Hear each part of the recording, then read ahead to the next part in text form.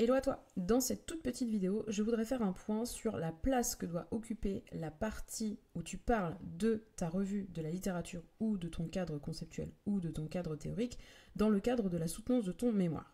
Si tu as une soutenance qui fait 10 minutes, tu ne dois pas passer plus d'une minute à parler de ta revue de la littérature. Donc une minute ou une slide.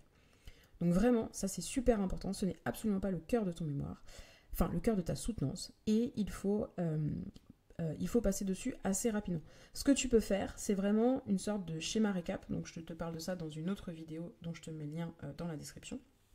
Donc ce qu'il faut vraiment faire, c'est une sorte de schéma récap des informations, des concepts clés de ta revue de la littérature, concepts clés, sous-concepts éventuellement, un auteur, et c'est tout. Et en fait, quand tu es sur cette slide-là, le principe, c'est de dire, voilà, dans le cadre de mon mémoire, j'ai étudié tel et tel concept, avec tel et tel sous-concept. Les auteurs principaux, ce sont ceux-là. Et en fait, grâce à l'ensemble de ces données, j'ai pu éclairer ma problématique, formuler des hypothèses et ensuite mener mon enquête de terrain. Donc grosso modo, on reste vraiment sur des choses très basiques. Tu ne rentres pas dans le détail. Les personnes qui sont face à toi dans ton jury sont censées avoir lu ton mémoire. Donc ce n'est pas le moment de tout détailler.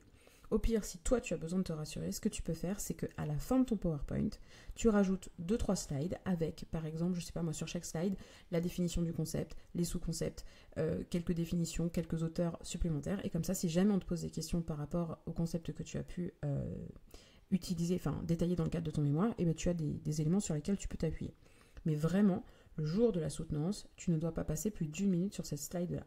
À la limite, tu peux rajouter 1-2 définitions des concepts clés, mais c'est vraiment tout ce qu'il faut mettre, pas plus.